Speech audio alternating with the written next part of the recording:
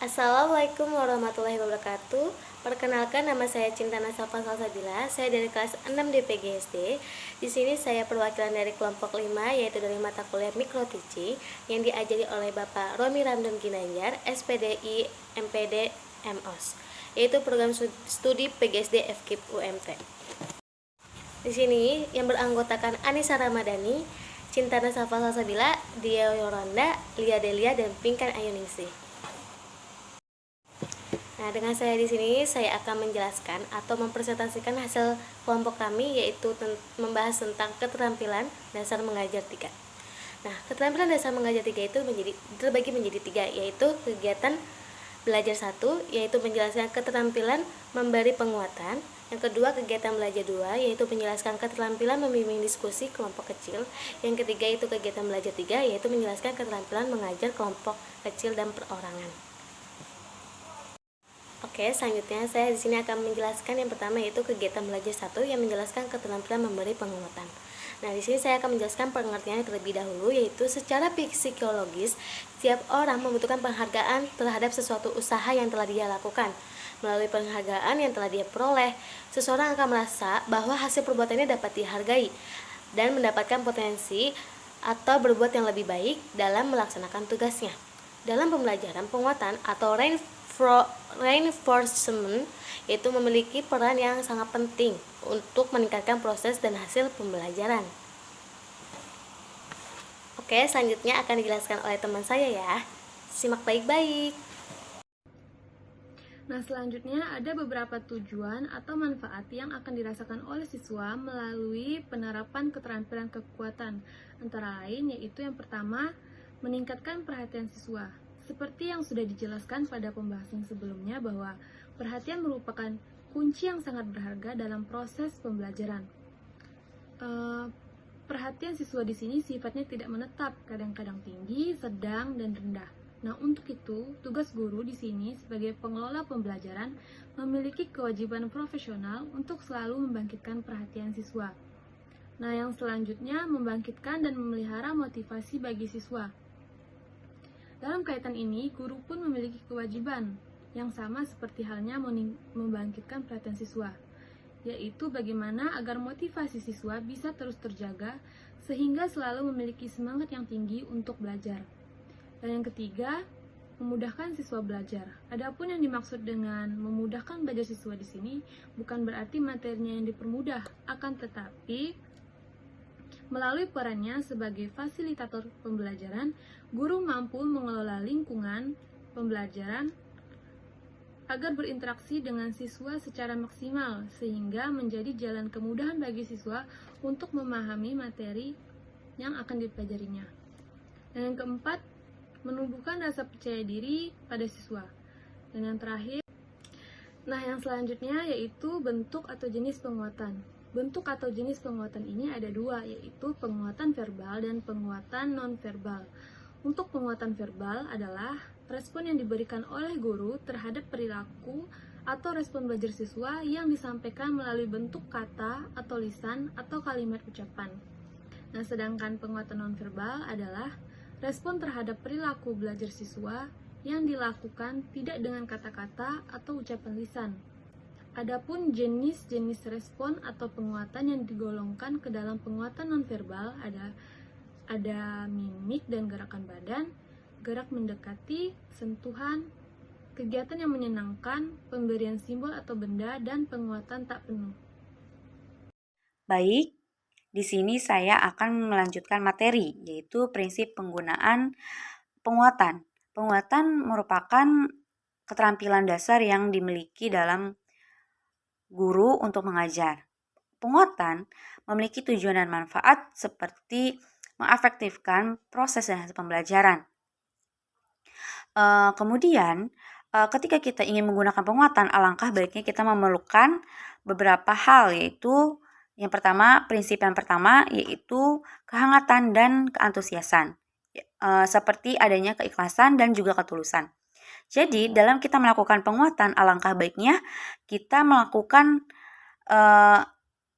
mimik wajah yang ceria, kemudian suara yang meyakinkan, dan juga isyarat, tanda sebagai surprise. Misalnya kita memberikan penguatan, kita harus memberikan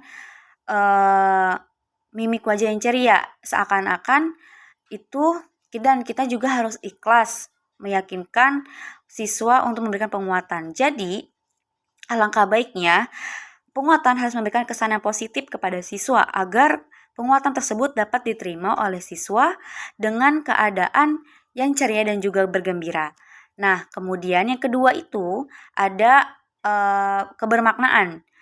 Dalam penguatan, alangkah baiknya memiliki makna masing-masing. Jadi ketika kita melakukan penguatan, alangkah baiknya penguatan yang memiliki makna, seperti yang nantinya ketika melakukan penguatan, alangkah baiknya bisa mendorong siswa untuk lebih berprestasi dan juga aktif, kreatif, dan juga inovatif. Kemudian yang ketiga itu menghindari penguatan yang negatif, seperti kata-kata kasar, cercaan, terus kemudian ada menyudutkan siswa, dan itu harus dihindari ketika kita memberikan penguatan. Alangkah baiknya kita melakukan penguatan dengan yang positif. Ketika kita senyum atau kata-kata yang ceria yang dapat menyentuh perasaan siswa, sehingga nanti penguatan tersebut dapat diterima oleh siswa. Baik, di sini saya akan melanjutkan materi, yaitu akan membahas tentang keterampilan membimbing diskusi kelompok kecil. Apa sih yang dimaksud dengan diskusi kelompok kecil? Yaitu suatu proses pembicaraan yang teratur yang melibatkan sekelompok orang dalam interaksi tatap muka yang informal dengan tujuan untuk mengambil keputusan atau memecahkan masalah. Diskusi itu bisa yang kita kenal sebagai saling bertukar pikiran antar sesama. Nah, kelompok kecil itu bisa dikatakan bahwa kelompok anggotanya berjumlah 3-9 orang saja. Nah, maka dikatakan diskusi kelompok kecil itu bisa dijelaskan bahwa bertukarnya pikiran antar sesama anggota yang berjumlah 3-9 orang dengan tujuan akhirnya untuk memecahkan masalah atau mengambil keputusan. Nah, keterampilan ini, diskusi kelompok ini diadakan di sekolah untuk melatih siswa belajar aktif, berinteraksi sama teman, bertukar pendapat antar teman, melatih percaya diri, keberanian mereka di depan kelas atau di depan sekolah. Nah, ini merupakan kegiatan yang sangat positif kepada siswa untuk melatih sebuah keberanian dan kepercayaan diri siswa tersebut. Selanjutnya yang B yaitu tujuan dan manfaat diskusi. Kegiatan diskusi dalam proses pembelajaran dilakukan untuk memberi kesempatan kepada siswa untuk membahas suatu permasalahan atau topik dengan cara setiap siswa mengajukan pendapat, saling tukar pikiran untuk memperoleh kesimpulan bersama dari diskusi yang telah dilakukan. Adapun tujuan dan manfaat dari diskusi yaitu pertama, memupuk sikap toleransi, yang kedua, memupuk kehidupan demokrasi, yang ketiga, mendorong pembelajaran secara aktif, dan yang keempat, menumbuhkan rasa percaya diri. Dan yang C yaitu tahap-tahap kegiatan diskusi. Diskusi dalam proses pembelajaran termasuk salah satu jenis metode pembelajaran. Setiap metode pembelajaran, termasuk diskusi, diarahkan untuk terjadinya proses pembelajaran secara aktif dan efektif untuk mencapai tujuan atau kompetensi pembelajaran yang diharapkan. Maka, dalam pelaksanaan kegiatan diskusi tersebut harus memperhatikan atau mengikuti berbagai aspek seperti berikut. Yang A yaitu memusatkan perhatian, B. memperjelas masalah atau urunan pendapat, C. menganalisis pandangan siswa, D. meningkatkan partisipasi siswa, E. menyebarkan kesempatan berpartisipasi, dan yang F. menutup diskusi. Oke, selanjutnya yang ketiga ada kegiatan belajar ketiga, keterampilan belajar kelompok kecil dan perorangan. A. Pengertian. Dalam konteks pembelajaran bahwa belajar pada dasarnya bersifat individual, walaupun dilakukan secara klasikal sekalipun. Nah, apa sih klasikal? Nah, pembelajaran klasikal itu ialah seorang guru yang menyampaikan materi kepada siswanya dan siswanya menyimak dengan seksama dalam waktu yang sudah ditentukan. Nah, kemudian ada rumusan Dikbud atau Departemen Pendidikan dan Kebudayaan bahwa belajar kelompok kecil dan perorangan adalah terbatasnya jumlah siswa yang dihadapi oleh guru, yaitu berkisar antara 3-8 orang untuk kelompok kecil dan seorang untuk perorangan pada tahun 1985. Dari pengertian mengajar kelompok kecil dan perorangan, terdapat 3 unsur yang disebut mengajar kelompok kecil dan perorangan, yaitu yang pertama, kelompok kecil, yaitu anggota kelompok belajar yang terbatas jumlahnya antara 3 sampai dengan 8 orang. Perorangan yaitu sesuai dengan namanya perorangan.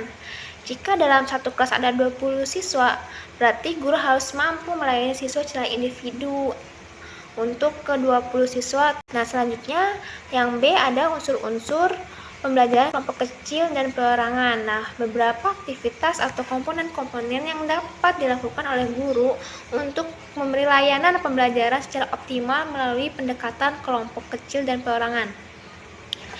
Yang pertama ada peran guru. Nah, peran guru itu ada sebagai motivator, yaitu guru memposisikan diri sebagai penggerak yang menumbuhkan semangat dan kekuatan belajar bagi siswa. Yang kedua ada sebagai fasilitator, di mana guru menciptakan lingkungan pembelajaran yang kondusif. Yang ketiga, organisator pembelajaran. Yang keempat ada multi metode dan media. Terus ada pola instruksi pembelajaran, pemanfaatan sumber pembelajaran yang bervariasi dan mendiagnosis kesulitan belajar siswa. Selanjutnya ada yang kedua, karakteristik mengajar kelompok kecil dan perorangan. Pertama, hubungan yang akrab antar personal atau guru dengan siswa, siswa ke guru, dan siswa dengan siswa yang lainnya. Yang kedua itu, siswa melakukan kegiatan pembelajaran sesuai dengan cara, minat, dan kecepatan masing-masing. Yang ketiga, siswa sejak awal pembelajaran dilibatkan dalam menentukan tujuan, materi yang akan dipelajari maupun proses pembelajarannya yang harus dilakukannya. Yang ketiga ada keterampilan yang dituntut. Yang pertama itu mengidentifikasi topik pembelajaran. Yang kedua, merorganisasian. Yang ketiga ada memberikan kulminasi. Yang keempat, mengenal secara persona. Dan yang terakhir, mengembangkan bahan ajar secara mandiri. Baik, sekian penjelasan dari kelompok kami. Ada yang ingin tanyakan?